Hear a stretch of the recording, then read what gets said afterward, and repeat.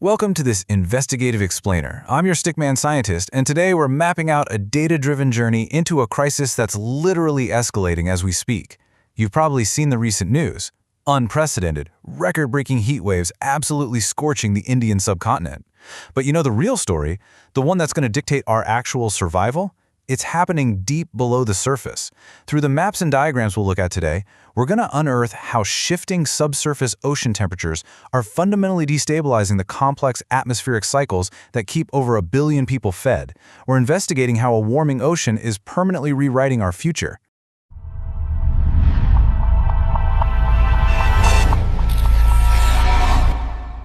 The monsoon was once India's heartbeat, but today that heart is skipping beats. It's a heavy quote, right? But it perfectly captures this alarmist new normal we're stepping into. We aren't just facing a temporary passing heat wave anymore. No, the data shows that oceanic anomalies, specifically El Niño, have officially shifted from being just a cyclical phase to our permanent climate baseline.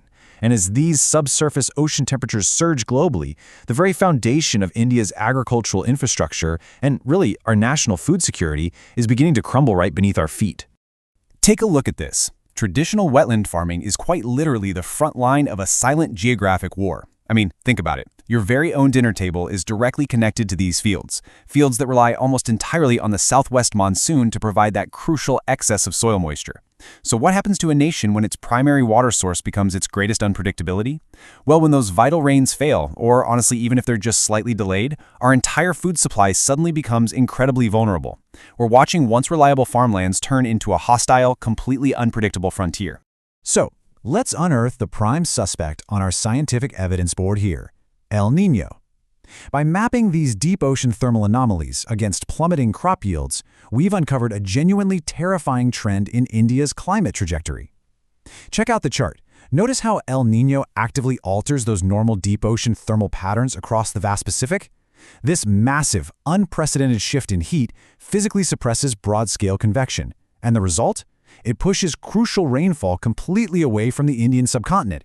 It's a radical destabilization of the global engine that actually drives our weather. Okay, to really grasp the mechanics of this threat, we have to understand ENSO, the El Niño Southern Oscillation. Basically, this tracks the constant fluctuations in sea surface temperature and air pressure right in the east-central equatorial Pacific. During an El Niño event, as those Pacific waters abnormally warm up, it actively weakens a vital atmospheric system called the Walker circulation. Think of this circulation like a giant atmospheric conveyor belt that normally powers our monsoon, continuously delivering moisture right to our shores. But when that conveyor belt weakens or even reverses, those high-pressure systems we desperately need just collapse, plunging vast stretches of Indian farmlands into severe drought. And here's the thing, we aren't just dealing with a single bad summer. What you're seeing here is a terrifying convergence of several major climatic anomalies happening all at once.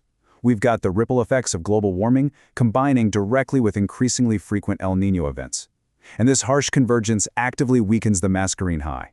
Imagine the Mascarene high as this crucial high-pressure slingshot sitting in the Indian Ocean near Mauritius.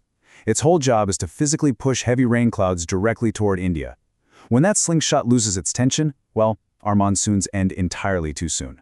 Because of this, we're experiencing totally unpredictable random break periods right in the middle of the season where there's just little to no rainfall at all. The absolute core of the vulnerability we're facing comes down to a single, stark number, 33. Right now, only about 33% of India's cultivated area is actively protected by any form of irrigation infrastructure. I mean, really think about the massive scale of that vulnerability. It leaves the vast majority, nearly 70% of all our agricultural land, completely at the mercy of these increasingly unpredictable skies. When the monsoon fails in these unprotected, rain-fed regions, crop yields immediately plummet, and that directly drives massive national food security concerns, threatening the basic livelihood of millions of subsistence farmers who, frankly, just don't have a backup plan. Relying on vulnerable, rain-fed dryland or wetland farming, it's a geographic gamble that we are simply losing. The rainfall patterns are just far too erratic to trust anymore. Solving this geographic puzzle requires a monumental transition. Secure, controlled irrigation acts as a guaranteed supplementary source of water over and above whatever unpredictable rainfall we might happen to get. It guarantees the exact moisture our highly productive, modern crops desperately need to actually survive this harsh, shifting climate baseline. We absolutely have to adapt our strategy. But Here is the major roadblock we uncovered in our investigation. Our current irrigation strategy is deeply, deeply flawed. Driven by outdated government incentive structures and minimum support prices, heavily water-intensive crops, like rice and sugarcane, are currently draining more than 60% of our total available irrigation water. We are using massive, unsustainable amounts of our absolute most precious resource on just 2 specific crops, leaving a mere 40% to cover absolutely everything else. It's an impossible mathematical equation, and it's rapidly draining our reserves. This sheer inefficiency leads directly to a massive, looming human crisis. Because we're mismanaging our agricultural water so severely, an estimated 600 million Indians are currently facing high to extreme water stress. Let that number sink in for a second. 600 million. This is exactly what happens when rigid farming policies violently clash with a new climate reality. The unchecked extraction of groundwater to feed thirsty crops during these erratic monsoons is literally draining the country dry. And as global temperatures inevitably continue to rise, the staggering number of impacted people is only set to increase. Now, this chart brilliantly illustrates the silent economic war we're fighting beneath the surface. Agriculture accounts for a staggering 89% of our total groundwater extraction in India. Yet, despite consuming nearly all of our subterranean water reserves, it yields only a 15% contribution to the national GDP.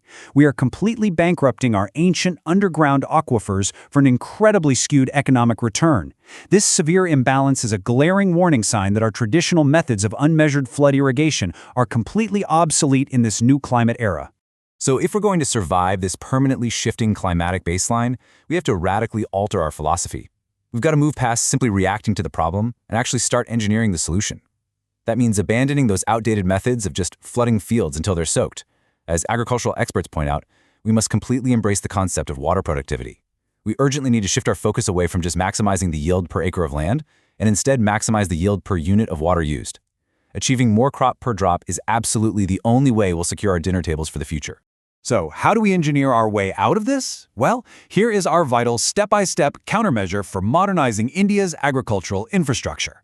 First, we desperately need crop diversification. That means shifting away from rice in areas where water is scarce and moving toward hardy, nutritious, less water-thirsty crops, like millets and bajra. Second, we must universally implement highly controlled micro-irrigation techniques.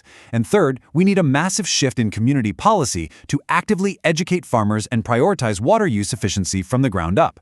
We have to start treating every single drop as a vital asset. This is exactly what the resilient, highly engineered frontier of farming needs to look like in practice. Instead of aimlessly flooding fields, we implement highly pressurized sprinkler systems. We can utilize everything from standard solid-set sprinklers planted right in the fields to modern, automatically moving traveling systems that can cover vast acreage. These engineered networks distribute water perfectly evenly across the crops, perfectly imitating a gentle rainfall, all while drastically minimizing the deadly evaporation and deep seepage losses that currently waste our aquifers.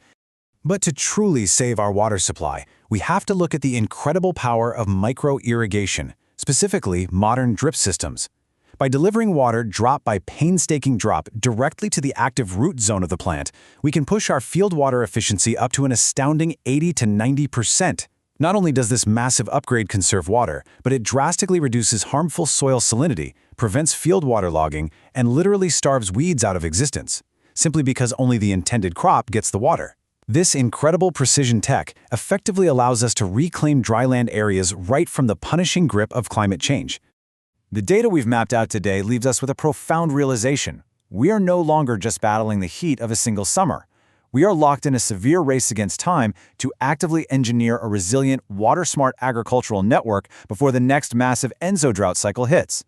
As a nation, we must absolutely stop treating our land as an infinite sponge and start treating it as a carefully managed scientific resource. We have to completely replace the sheer luck of the monsoon with reliable, precision technology. I'll leave you with this final, incredibly urgent question for our investigation today. The data is absolutely clear on the threat we face, and the micro-irrigation solutions already exist to fight it. But as oceanic anomalies permanently rewrite the fundamental rules of our climate, will we involve our infrastructure and our policies fast enough to secure the agricultural heartbeat for over 1 billion people? Thank you for joining this explainer. Keep asking questions, and I'll see you in the next investigation.